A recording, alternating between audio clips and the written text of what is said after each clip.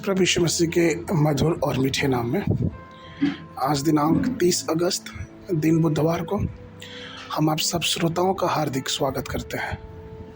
आज के दिन के लिए वचन जो कि लिया गया है मरकुस रचित सुसमाचार उसका 6वां अध्याय 31 पद। और उसने उनसे कहा, तुम अलग किसी जंगल में चले जाओ और थोड़ा विश्राम करो। प्रियो, जिस प्रकार हमारे प्रभु यीशु और उनके शिष्यों के लिए विश्राम का समय निकालना आवश्यक था, हमें भी विश्राम के लिए समय और स्थान खोजने की आवश्यकता है। प्रभु यीशु मसीह ने अपने विश्राम के लिए एक निर्जल स्थान चुना। निर्जल शब्द का अर्थ होता है अकेला। इस दुनिया में लोगों को ऐसे सुनसान जगह या जंगल में कोई दिलचस्पी नहीं है, लेकिन हमारे प्रभु यीशु मसीह जब भी प्रार्थना की वो अकेले में प्रार्थना किया। आज भी कुछ लोग ऐसे हैं जो प्रभु से प्रार्थना करने अपने आप को अकेले कर देते हैं कि वो दुनिया से अलग हो जाते हैं। एकांत जगह पे जाके वो 2-3 दिन का उपवास करते हैं और प्रार्थना करते हैं और एक प्रभु की नई सामर्थ से लैस होके फिर वो प्रभु की सेवा में लगते हैं। प्रभु यही चाहता है।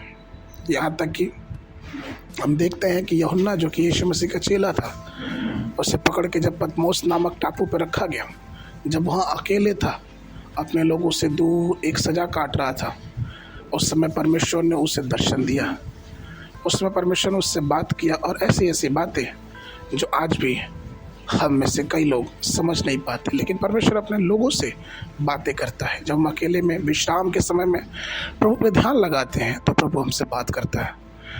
जॉन बनियाइन जो कि इंग्लैंड के एक धार्मिक सुधारक थे, उनको जब प्रचार के कारण उनको गिरफ्तार करके जेल में डाल दिया गया, तो हम में से बहुत से लोग जानते हैं कि किस प्रकार से वो एकांत में होकर उस जेल की कोठरी में बाकी दुनिया से अलग होकर प्रभु से प्रार्थना कर रहे थे। और प्रभु ने उन्हें विश्राम के दिनों में एक दर्शन दिखाया और उस दर्शन को उन्होंने द पिलग्रिमी प्रोसेस के नाम से एक किताब में उन्होंने लिखा और वो पुस्तक छापी गई। और हमें मालूम है कि वो पुस्तक दुनिया में सबसे ज़्यादा पुस्तक पढ़े जानों में से एक है। तो हम ये देखते हैं कि परमेश्वर अपने लोगों से उनके विश्राम के समय बात करता है। वो अपने विश्वासियों को मजबूत करता है और उन्हें शक्ति और सामर्थ देता है जिससे वे और भी आगे बढ़ते जाए। आज ही प्रभु प्रेम पूर्वक हमें किसी निर्जल स्थान में जाकर विश्राम करने के लिए बुलाते हैं। वो चाहते हैं कि हम प्रभु के चरणों में बैठें। जिस प्रकार से भजन संहिता 46 के 10 में दाऊद कहता है कि शांत रहो और जानो कि परमेश्वर कि मैं ही परमेश्वर हूँ। प्रियो, जो हम परमेश्वर के चरणों पे अकेले बैठ के उससे दुआ करते विश्राम के समय उसकी मधुर आवाज़ को सुनने की कोशिश करते हैं, तो परमेश्वर हमें गहरी गहरी और रहस्यमय बातों को दिखाता है और हमारे लिए हर बंद दरवाज़ों को वो खोलता है, क्योंकि वो हमें विश्राम देने वाला परमेश्वर है। आज के मन के लिए भजन संहिता की पुस्तक उसका 29 अध्याय 8 पद।